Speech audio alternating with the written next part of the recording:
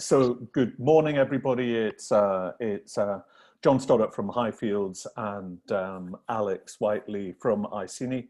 And we're having a chat this morning, a quick chat this morning with Ian Birch. Ian runs a service to provide DPOs to SMEs. And we're quite interested in that from a security point of view, but there's data protection issues there as well. So morning, Alex, and good morning. Ian. Morning. Morning, Ian. Yeah, do you want to shove the first slide up, Alex? There we go. Yeah, so here we are. We're getting close to Brexit, and we've had sort of GDPR legislation for well over a year now. So, Ian, what's the sort of situation? Why is DPO and outsourcing these sorts of services, why are they important just now? So it's there's no major reasons, or sorry, there are three major reasons why organizations need to have a data protection officer in place. If you're a public authority, if you're processing data on a large scale, or you're processing a lot of special categories of personal data, they're the three main reasons outlined in the GDPR why you would need to officially have a data protection officer in place. But the reality is most organizations that we deal with on a daily basis probably don't fall into any one of those three categories. But there are some really good ideas and really good reasons why organizations would benefit from having a DPO in place. And as you say, GDPR has been in place now since May 25th, 2018. Been a good few years now. We've got Brexit just around the corner, which is going to have an impact on how GDPR is being used in both the UK and across the EU. And it's looking forward to chatting about that with you guys today. And are there any other legislations as well? Sorry, John. This is an interactive session, so are there any other legislations that companies sort of need to be aware of? Apart from the obvious one, which is GDPR. I'd say that's right at the top of the list. There are lots of other regulations that companies need to be aware of, but I'd say right at this moment in time, with data protection being as high profile as it is, the amount of data that we're holding about individuals, I'd say that's a really good place to start. But when you start thinking about direct marketing and things along those lines, then there are other associated legislations which people should have on their radar. I was just, when I nearly interrupted Alex there, I was saying, you mentioned special categories. The one that sort of really springs to mind for me is information about children, anybody that's sort of under 18 years of age. Are there any others that people almost must have a DPO if they're holding specific data? What would spring to mind there? Yeah, so the special categories of data, I would normally be thinking about health data. I'd be thinking about data that you're holding around if you have any criminal convictions, for example. But it could be things like political beliefs. These are details which, if my name and telephone number, is compromised and breached, I'm not going to be very happy about that. Of course I'm not. But if my name, telephone number, email address, my health records, my political beliefs, my religious standing, my sexual preferences, and my numerous criminal convictions were leaked, then of course that's going to have a much more detrimental impact on my life. Commercial information such as credit card numbers and things like this, where do they fall? Yeah, it's an interesting one. They clearly are very sensitive. They're not listed specifically within the GDPR as being special categories of personal data, but clearly those are incredibly important to hold on to and to process in a proper way. I think there are clearly other regulations that are in place to deal with financial records and those, so they interweave, I suppose, and they are linked quite heavily with GDPR.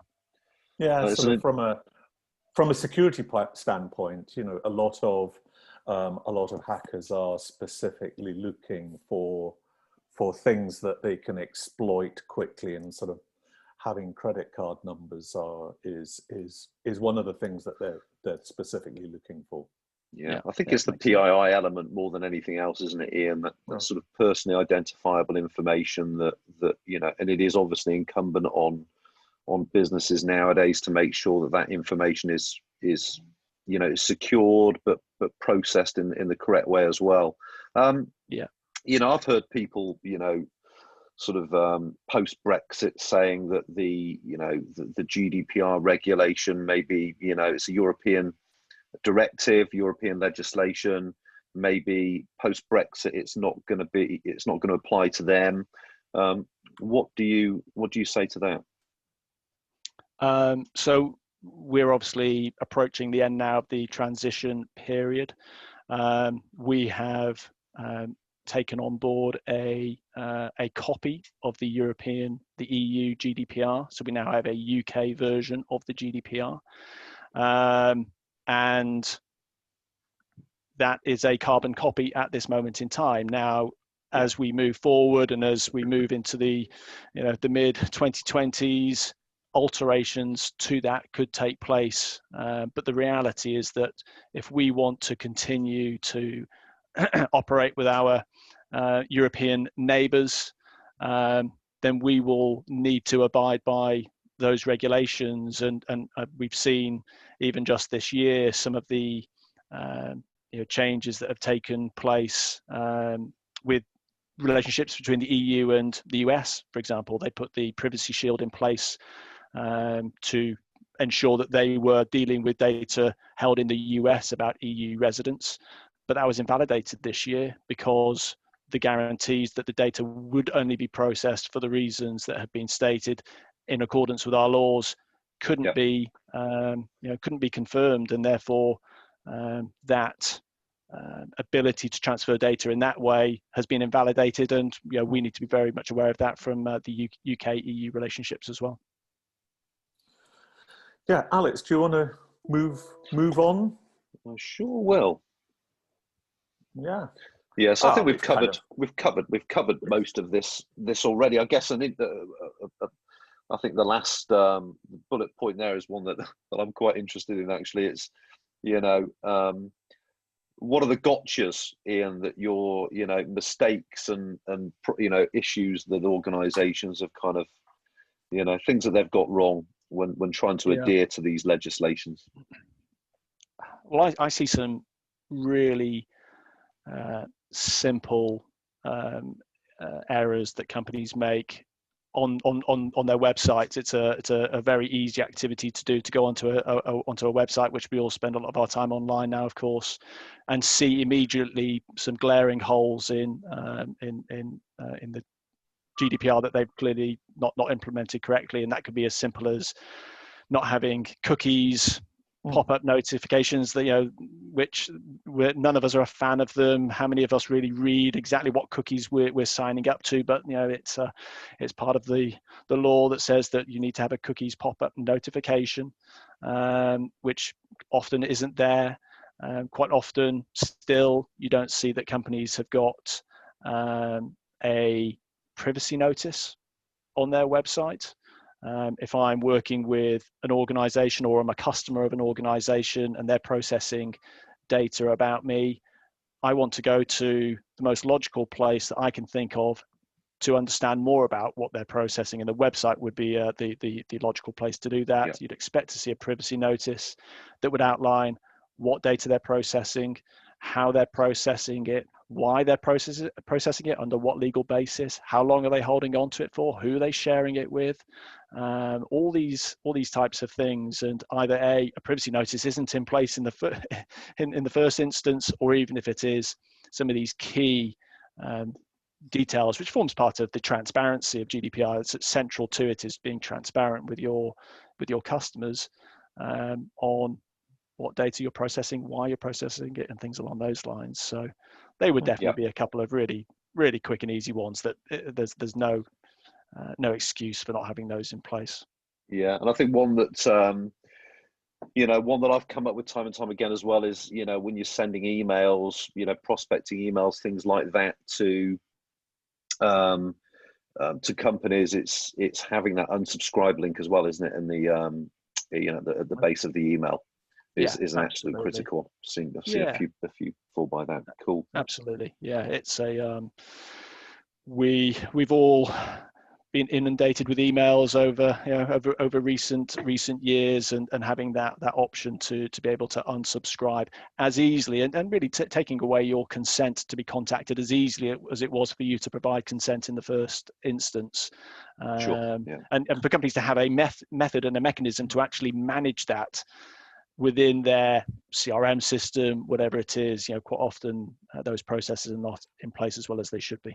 So it's an ability to change your mind at any time, and to have that actioned accurately. Absolutely. Yeah. The right to be forgotten. Yeah. Cool. So we've covered some of these already, Ian, but I think, pitfalls, if you breach GDPR, or you're found to have breached GDPR, what are the kind of what are the kind of fines, and what are the repercussions that one could expect to face if they breach a legislation such as that? So clearly a number of pitfalls, as you've described it here, of getting this wrong. Financial pitfalls would be a nice easy one to start off with, where previously under the old Data Protection Act, we were talking fines of potentially hundreds of thousands of pounds, low hundreds of thousands of pounds for a significant breach. In all honesty, for large organisations, better to accrue a small amount in the financials to allow for that, just in case it happened, rather than take proper actions to rectify things before they go wrong. The fines now are much greater, could be as high as 20 million euros or 4% of global revenue. And I think that's an important point, that we're not talking about even 4% of UK or EU revenue. If you're a large organisation with businesses around the world, it's of 4% of global turnover, which clearly can be significant. Are the Information Commissioner's Office, are they quite active in terms of following up small business, or are they active, passive? Just what's your interaction with them? Yeah, so I would say that they have been seeking I guess like a single big breach or lack of focus from a particular large organization to really drive it home to companies across the world. And there's been a few this year where the fines have been in the alleged fines have been potentially even hundreds of millions of pounds. I think British Airways have been included in that this year. I think their focus for smaller organisations is not to go chasing them. Firstly, they've been inundated with, let's say, minor breach notifications of an individual's data being used in the wrong way. So rather than attacking smaller companies with fines in the first instance, I think they've been going down more of a kind of coaching and training route to say, well, actually, these are the areas of what you've done.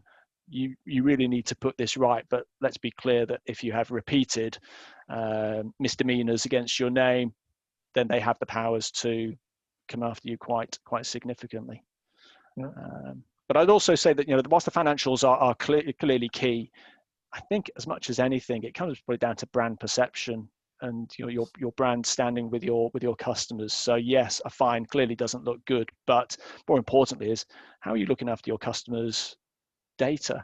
And if you're not putting in place the appropriate measures to keep that data safe, then the risk is that you may choose to take your services elsewhere, which could be reputational damage. Greater. Absolutely. Yeah, absolutely. Yeah.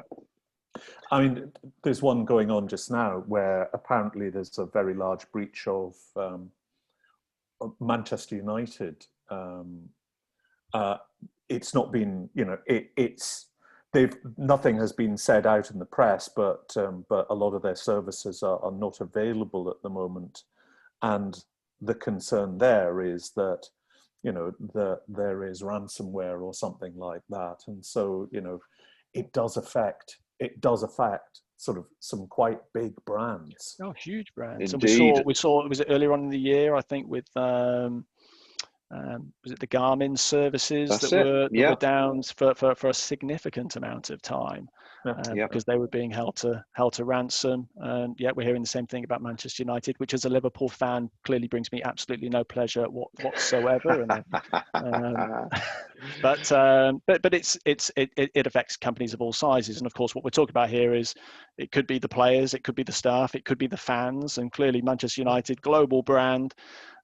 With probably details of fans all around the world, you wouldn't be surprised. You have people who've signed up for messages and those types of things. So completely, absolutely. So we're coming towards the end. So what does what does one of your typical customers look like? Are they special? Do you specialize in any particular area? What sort of size are they? Do they all, as I say, drive around in Rolls Royces, or are they just your average business person in the street? Yeah, I would probably leaning towards the latter part of that. So we work typically and support typically small and medium size customers with our DPO subscription service. What we have found, and I mentioned at the very beginning about these 3 reasons where companies must have a DPO in place. Most companies don't need that, of course, but what we've found is that a lot of companies have, over the last couple of years, since May 2018, they have put the responsibility for data protection with an individual already inside their business at a senior level, but that person probably already has another job that they're doing, a primary role, so it's an additional responsibility that they've been given, and in all honesty, they don't quite often have the expertise to answer the detailed questions about data protection and the changes in laws and those types of things, but also they're quite often lacking in time because this has been a crazy year. Everyone's been very busy and dealing with the implications of COVID, of course. So we found that the small and medium businesses that we're supporting were looking for a light touch DPO service. Somebody that was there that they've got a named DPO.